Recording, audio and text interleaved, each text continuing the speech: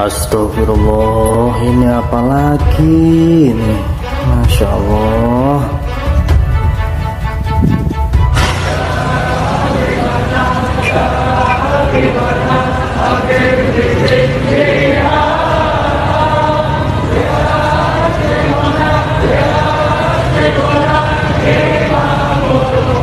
Makanya di rumahnya kalau tidak ada fotonya aulia, nol, percuma duit.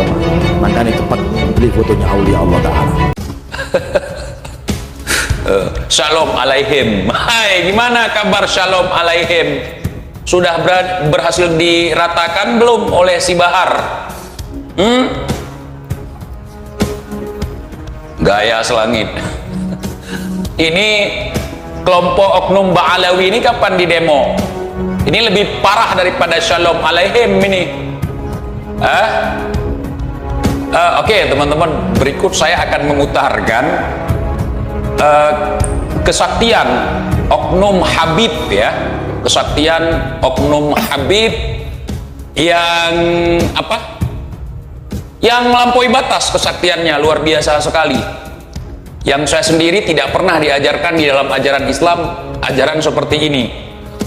Ya, ini luar biasa kesaktiannya sehingga tidak masuk ke apa ya? Tidak masuk ke dalam nurul kita atau nalar kita ya, bahkan nular nih di kalangan orang-orang yang enggan berpikir, orang-orang yang jarang menggunakan akal sehat. Ini nggak akan selamat, mereka pasti akan nular di luar nular. Jangan sampai kita di dalam juga ikutan nular ya, nggak manu akal. Seperti dukun sakti, lebih parah ini lagi. Ini menyangkut akidah lagi, bukan main-main lagi nih. Ya, nih kita putar. Yang pertama ada menantu daripada Mufti Petamburan, yakni si Hanif ya. Saja tidak berlebihan, tapi karena mata kepala saya sendiri yang menyaksikan. Beliau adalah warisun Nabi sallallahu alaihi wasallam khalqan wa khuluqah. Orang yang mewarisi Nabi sallallahu alaihi wasallam baik jasadnya dan akhlaknya. Jadi kata menantunya dalam dia menyanjung mertuanya, katanya mertuanya itu adalah orang yang mewarisi Rasulullah baik dari jasadnya maupun akhlaknya. Jasad di sini masih umum ya, bisa dikatakan dari penampilan, dari wujudnya, dari rupanya. Katanya menyerupai Rasulullah, seram ya. Rasulullah itu tampan, tinggi, nggak rendah, nggak buncit. Kalau dari fisiknya ya, gagah, tampan, rupawan. Ini udah cebol, buncit, mesek lagi. Kalau mau muji, jangan depan umum lah. Mau muji mertua ente, di belakang layar aja bung. Kesannya kagak baik. Berbicara akhlak, jauh. Akhlaknya pamer, suka-suka hati. Kalau ngomong ada lentik saudara, nggak ada. Rasulullah ngomong seperti itu. Dikit-dikit mengkualatkan orang saudara, Rasulullah mana ada. Bahkan dibully habis-habisan, dilempari, difitnah, mau dibunuh, tidak pernah dendam. Itu akhlak Rasulullah. Akhlak Rasulullah itu Al-Quranul Karim. Ini si Rizik mau disamakan dengan Rasulullah, dengan sendirinya akan sama dengan akhlak seperti apa yang diajarkan oleh Nabi. Jauh. Oke, lanjut. Ini ada si Nopel Alaidrus. Habib wajib kalian cintai. Ajaran mana Habib wajib kita cintai? Semua kainat yang ada di seluruh muka bumi ini harus kita cintai, bukan cuman Habib. Kalau berbicara kewajiban mencintai Habib, kalau kita nggak cinta terhadap Habib berarti kita berdosa dong. Kalau cinta terhadap Habib berarti dapat pahala dong. Masuk ke ibadah atau gimana tuh? Masuk rukun iman atau gimana tuh? Apalagi beliau waliullah. Ah, si Rizik waliullah. Waliullah dari mana? Dari Petamburan gitu. Tahu dari mana ente dia waliullah? Jilat, aduh nggak nanggung-nanggung, jilat ya. Dan soleh, pejuang yang luar. Apa yang diperjuangkan si Rizik? Nama baik Menir Uthman. Ah, ini si Bahar nih, cerita tentang Fagil Muqaddam nih.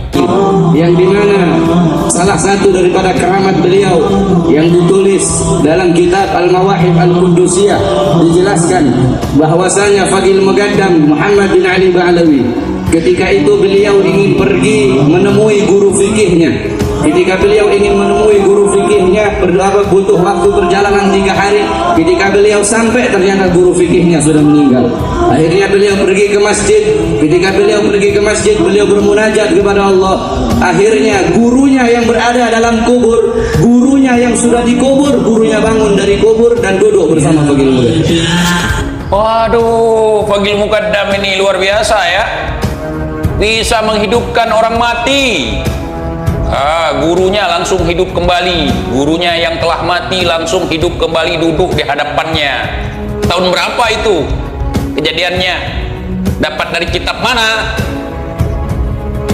Beliau minta kepada Allah agar gurunya dikembalikan ruhnya agar hidup lagi, dan beliau pun gurunya hidup lagi, duduk di depan Fagil Muqaddam. Waduh, luar biasa ya. Ini cerita Fagil Muqaddam atau Nabi Isa nih? Ada satu orang fajir ketika dia wafat. Oh, ini ada seorang fasik lagi fajir. Jadi ketika dia wafat, ini cerita si Bahar nih ya, kita dengar ya. Dikuburkan di dekat pemakaman para aulia. Ketika ini orang wafat, dia dikubur di dekat kuburnya orang-orang soleh. Salah satunya di situ ada kuburnya Fagil Muqaddam. Oh, Fagil Muqaddam lagi. Fagil Muqaddam lagi. Ali Ba'alawi. Muhammad bin Ali Ba'alawi. Oke, lanjut. Singkat cerita, karena ini orang fasik, ini orang fajir, ini orang fasik, maka dalam kubur dia disiksa oleh Munkar Nakir, saudara-saudara. Ketika dia sedang disiksa oleh Munkar Nakir, ketika dia sedang diazab oleh Munkar Nakir, tiba-tiba Fagil Muqaddam Muhammad bin Ali Ba'alawi masuk ke dalam kuburnya itu orang. Fagil Muqaddam berkata, ruh ya Munkar wa Nakir, pergi kamu wahai Munkar dan Nakir. Bisa ngusir ya. Parah ini, Ba'alawi luar biasa. Punya kakek bisa ngusir Munkar Nakir yang lagi nyiksa orang yang fasik, orang yang fajir. Kebetulan mereka tetangga kuburan. Kemudian si fasik ini lagi disiksa sama Munkar Nakir, kemudian diusir sama Fagil Muqaddam. Luar biasa ya Fagil Muqaddam ini ya. Boleh baca lihat. Tadi ketuah tak ulang. Ini harus diulang beberapa kali bang, karena otak kalian nggak akan paham. Ya, ini penyesatan di dalam akidah kita bang, harus diulang-ulang. Diulang-ulang aja kalian nggak bisa paham, apalagi kalau nggak diulang. Jadi dibiarkan begitu saja. Idinahui. Siksa ini orang, jangan kamu azab ini orang. Kamu azab dia, kamu siksa dia, kamu cambuk dia, teriakan dia, jeritan dia, mengganggu pikirku kepada Allah Subhanahu wa ta'ala. Oh, begini ceritanya. Gara-gara ini si fasik ini disiksa oleh malaikat Munkar Nakir, kemudian terganggu zikirnya si Fagil Muqaddam ini. Emangnya alam kubur itu seperti alam dunia ya? Yang ada tetangganya, begini, begitu, segala begitu. Saya kurang paham juga ya. Hebat ya bisa ngusir Munkar Nakir ya. Itu artinya apa? Kalau kalian ngikutin si Bahar, ngikutin si Rizik, nanti kalau kalian disiksa, nanti terganggu si Bahar, terganggu si Rizik, dia akan mengusir malaikat mungkar nangkir juga kali ya. Itu kejadiannya tahun berapa, Har? Kamu tahu dari mana? Kan Fagil Mugaddam sudah meninggal. Yang ngasih tahu ke lu siapa? Ah? Apakah Fagil Mugaddam datang ke rumahmu, tuk tuk tuk, cucu, dulu pernah kejadian, datuk lagi tidur di dalam kubur, tiba-tiba ada bunyi sebetan dari malaikat mungkar nangkir terhadap orang fajir, terhadap orang fasik. Kemudian anak terbangun, cuk. Kemudian anak usir itu malaikat mungkar nangkir, cuk. Gitu ceritanya. Kalau enggak tahu dari mana? Hah? Dalam kitab apa? Siapa yang ngarang? Ngarang itu. Ngusir. Hebat ya, bisa ngusir malaikat ya. Luar biasa memang oknum Habib ini. Itu orang fasik dapat syafaat gara-gara kuburnya dekat dengan kuburnya orang soleh. Ya Allah, berarti Fagil Mugaddam bisa ngasih syafaat, saudara. Di dalam ajaran kami, terutama Ahlus Sunnah wal Jamaah yang ada di Aceh, yang bisa memberikan syafaat adalah Rasulullah melalui izin daripada Allah Subhanahu wa Ta'ala. Lain daripada itu tidak bisa, bahkan para nabi dan rasul sebelumnya tidak bisa. Itulah kelebihan Rasulullah Sallallahu Alaihi Wasallam, bisa menolong umatnya dengan syafaatnya. Ini Fagil Mugaddam siapa? Rasul. Siapa dia? Hah? Sampai bisa ngasih syafaat? Ya Allah, kalian hebat sekali si Fagil Mugaddam ya. Udah menyaingi Rasulullah. Ini ajaran apa? Kapan demo nih? Ini harus didemo ajaran seperti ini. Penyesatan akidah. Sesat ini. Kalau menurut kajian yang selama ini kita pelajari, nggak ada selain Rasulullah yang bisa memberikan syafaat. Aduh, ada barometernya berbicara agama, Har. Halu kalian. Katanya Habib Abdurrahman pernah itu di Thailand. Kita pernah aja. Ini ada lagi nih, namanya Idrus ala Idrus. Moyo apa lagi dia? Di Thailand itu ada orang non muslim, non apa? Non muslim. Itu kalau punya masalah, punya apa? Masalah, galau dan lain-lain, masuk ke kamarnya, di kamarnya itu ada fotonya besar Habib Umar bin Hafid. Jadi di Thailand itu ada orang non muslim. Ketika galau dia masuk ke dalam kamarnya, melihat, memandang foto Habib Umar bin Hafid.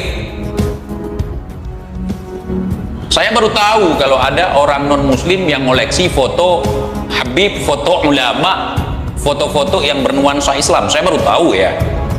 Tolong alamat di Thailand di mana? Nanti aja kalau saya ke Thailand lagi, saya ketemu sama orangnya. Di mana, Beb? Nah, ini kan kejadian baru-baru nih di masa kita nih. Itu di mana kejadiannya? Di Pattaya atau di mana? Non muslimnya ini. Kamu dapat info dari mana? Kalau dia lagi galau, kemudian dia ngoleksi foto Habib Umar. Tahu dari mana? Bener guys, bener. Udah lanjut. Ya, jadi ceritanya non muslim ngoleksi foto Habib Umar, kalau dia galau dia masuk ke kamar mandangin foto Habib Umar. Nanti kalau kita tanya sama Habib Umar, nggak ada. Kayak kemarin cerita si Rizik naik kuda putih dalam mimpi Habib Umar, ketika ditanyain zong kagak ada. Omai sampai apa? Messi.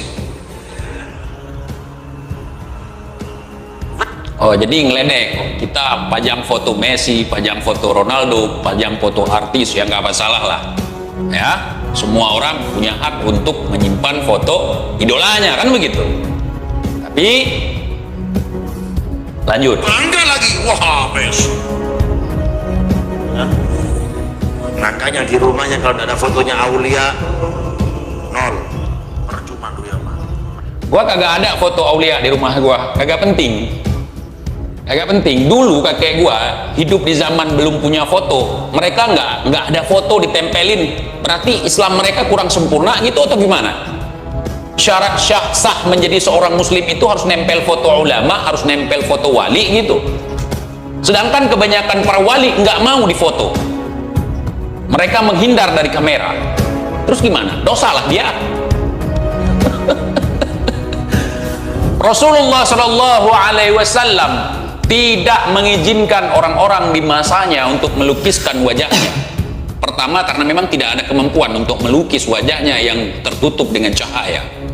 Kedua, supaya nanti di akhir zaman tidak ada orang yang menyembah fotonya, menyalahgunakan ajaran syariat yang diajarkan olehnya.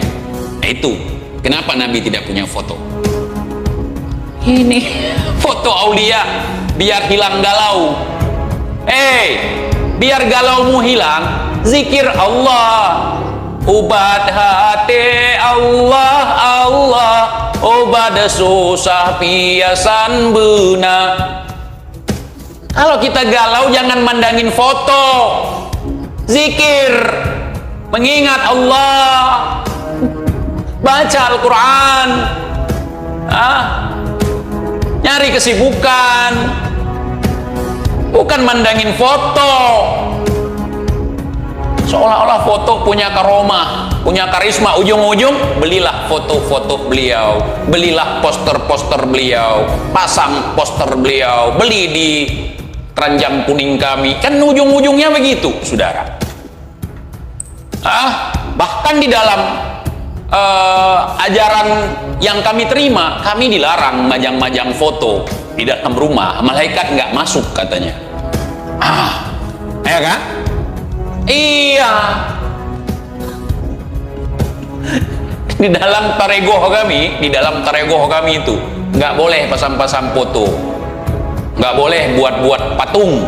Nanti di akhirat disuruh pasang nyawa. Dalam taregoh kami seperti itu. Berarti kami, aduh, nggak berkah dong, nol dong.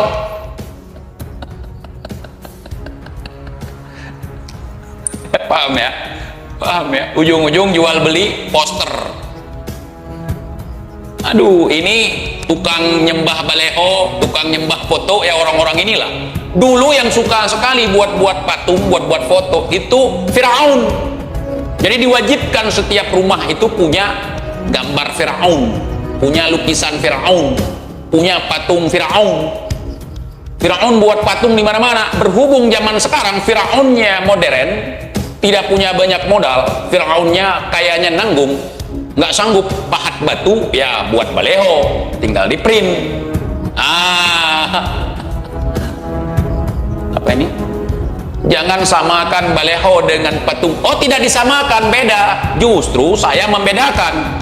Firaun dulu memahat patung, Firaun sekarang pasang baleho. Bedanya di situ. Kemudian murid-muridnya, budak-budaknya pada nyembah patung Firaun dulu. Kalau Firaun sekarang, budak-budaknya nyembah nggak balehonya? Ada berkah baleho, dilarang bakar, dilarang rusakin. Mana ada saya samakan? Bedalah antara baleho dengan patung. Tapi maksud dan tujuannya sama, fungsinya sama. Untuk menunjukkan bahwa saya ini luar biasa, inilah tokoh kita. Firaun baleho sekarang.